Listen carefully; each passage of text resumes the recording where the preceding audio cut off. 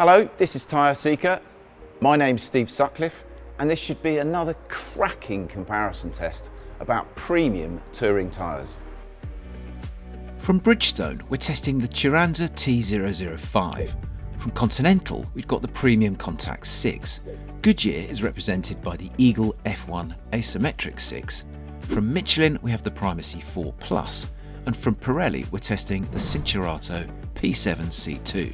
As always, we purchased all our tyres from an independent retailer to ensure complete neutrality. And the 245/45 18-inch size we've selected is applicable to anything from SUVs to hot hatches, including, of course, our own BMW 530d test car. We tested our tyres in all sorts of conditions, through slaloms, on the wet circle, under brakes and for ride quality. But the main focus for this test, as with all our tests, was on real world feel, not raw data. Although of course we did record lap times on all of them on both the wet and dry handling tracks. Right then, Bridgestone on the wet handling track first. Let's get cracking. Wowee, I am massively impressed. It really is a fabulous tyre in the wet. Secure and stable and safe and fast and just excellent. It's just got grip under all circumstances. It's brilliant under brakes, feels really secure and stable under brakes.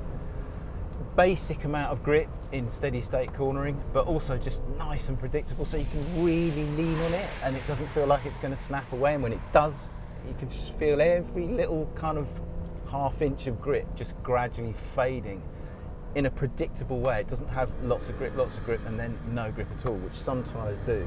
It just makes this car feel like half a ton lighter and faster. The traction it has as well, it's just phenomenal. Totally excellent performance from the Bridgestone on this wet handling track. So the Bridgestone is clearly a great tyre in the wet. But how does the Continental feel on the same car, same track, same conditions? What can I tell you about the Conti? It's a good tyre, but it's not amazing. It's nowhere near as good around this wet handling track as the Bridgestone. There's not as much grip at the front, not as much grip at the back, not as much traction, not as much stability under brakes. And around this long right-hander that leads out onto the kind of back straight over there, goodness me, it's not doing anything that kind of scares you or anything like that. It just hasn't got anywhere near as much grip as the Bridgestone. I don't know why, I can't really say any more than that. It's just not as good. Okay, next up is the Goodyear. But before we tell you about how that got on, here's a little bit about our sponsors at etyres.co.uk. Without whose support, we simply wouldn't be able to bring you these 100% impartial comparison tests in the first place. So please give them a listen. At etyres.co.uk, they sell tyres. Lots and lots of tyres. They don't care who wins our group tests though, because they sell all kinds of tyres, but they do sell them at the best prices you'll find anywhere on the internet. So do yourself a favour if you fancy buying any of the tyres we feature in this test. Click on etyres.co.uk because you won't find better prices anywhere else on the internet. Right, back to the comparison test. Blimey, I've done a few laps now on the Goodyear and it's flipping marvellous. Really, really good tyre this. Loads of grip, ultimate outright grip mid-corner. It's as good as the Bridgestone under brakes. I don't think it's any better than the Bridgestone under brakes, but where it is just a touch better than the Bridgestone is mid-corner. There is just that little bit more grip, which means you can just get it loaded up, and ultimately just means you can carry more speed through the corners, which basically means you can go more quickly around the lap. It's not all about lap time, these things never are, but the lap time doesn't lie. It's just a cracking tyre, Goodyear. So how does the Michelin feel on the wet track? So the Michelin is probably one of, if not the best sellers in this market, and you can see why. It's just a really good tyre. It's not absolutely amazing at anything. It's got good grip, but not amazing grip. It's got good stability under brakes, good traction, good steady state grip through any corner. Feels nice and stable, the 5 Series with this tyre on, but it's not setting me alight. It's not setting the stopwatch timings alight. It's a good, solid, worthy, perfectly fine performing tyre in the wet. Finally then, the Pirelli. Is the P7 any good or not in the wet? I wasn't sure what to expect from the Pirelli on the wet track, but it's pretty good. It's not as good as the Bridgestone, it's not as good as the Goodyear, and I actually think I prefer it to the Michelin too. It's good under brakes, it's got nice initial bite on turning. It doesn't have the best absolute steady state cornering. You do start to understeer a little bit sooner than you do on the best tyres in this group.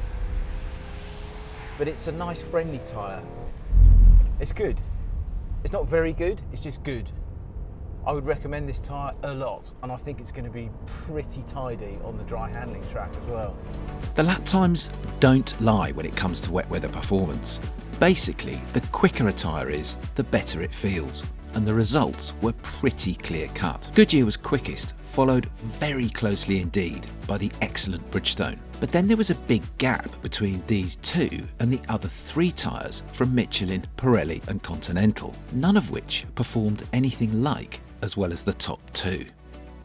So once we'd finished on the wet track and tested the tyres under brakes, through a controlled slalom and on the wet circle to test their ultimate breakaway characteristics, we went to the dry track to see how they behaved away from the water. Bridgestone first again. Here's how they got on. I do like the Bridgestone in the dry. It was very good in the wet. It's just as good in the dry. It's got really nice bite at the front. It hangs on really well for lap after lap, and it's got excellent traction. It's also really a quiet tyre.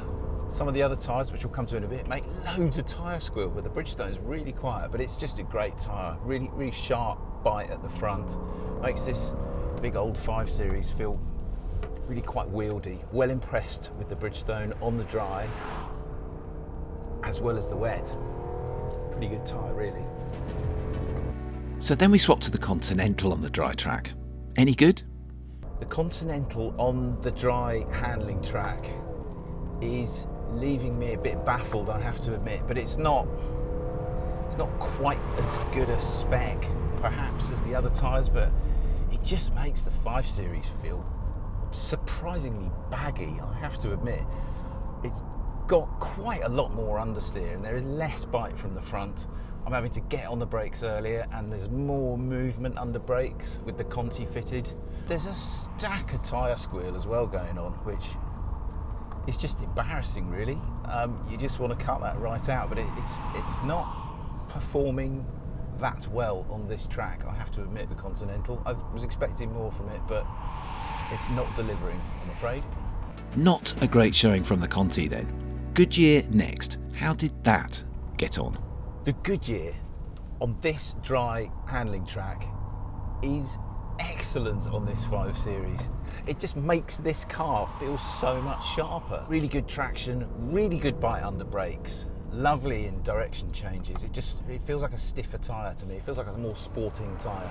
Yeah, just excellent from the Goodyear. Really, really excellent. Quite surprisingly so. 9.5 out of 10, I'd say, for this tyre on this track. Excellent. Next up was the Michelin Primacy. Could that get anywhere close to the Bridgestone for feel or lap time? Right, gotta be honest, I expected a little bit more from the Michelin on the dry handling track. It's not a full-out sporting tyre by any means, is the Primacy, but it's making loads of tyre squeal, and the front end is not there, and the traction's not great.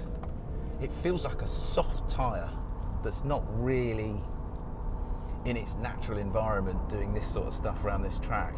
It doesn't have as much grip in the dry. It's as simple as that, which is why the lap times are way off the Goodyear. Expected more, not getting it from the Michelin around here. Finally then, the Pirelli, which needed to make up a fair bit of ground after its poor showing on the wet track. Question is, could it? The Pirelli, I'm quite surprised by. Am I surprised by the fact that it's really good on this dry handling track? Maybe not, because Pirellis are always pretty tidy in the dry. And this one is no exception. This is excellent, this tyre on this car. It hangs on really well. The lap time consistency is really, really good. And that's just because it's just more, there's more accuracy that I can generate on this tyre. Great turn in, really solid, stable, precise in the direction changes, great under brakes, very quiet too, just top performance from the Pirelli. As on the wet track, the stopwatch doesn't lie in the dry either, and once again the Goodyear was quickest, giving the Eagle F1 a clean sweep in both wet and dry condition. The Pirelli was next quickest, but only by a whisker from the Bridgestone. And then there was quite a big gap back to the Michelin and Continental. So the Goodyear was the clear winner in the end, beating all the other tyres in both wet and dry conditions. You cannot do much better than that. But look, the Bridgestone was very close behind, offering a great balance between wet and dry performance and security. The Pirelli was great in the dry, but not so great in the wet. And somewhat unexpectedly perhaps, given their reputations, the Michelin and Continental both failed to shine, well, really in any of our tests. They were both perfectly okay to drive on, but nothing more. Unlike our top two, both of which were blinding. Cheers for watching, and I hope you enjoyed this comparison test. And remember, do check out etyres.co.uk, because you won't find better prices for tyres anywhere on the internet. Stay safe, and see you next time.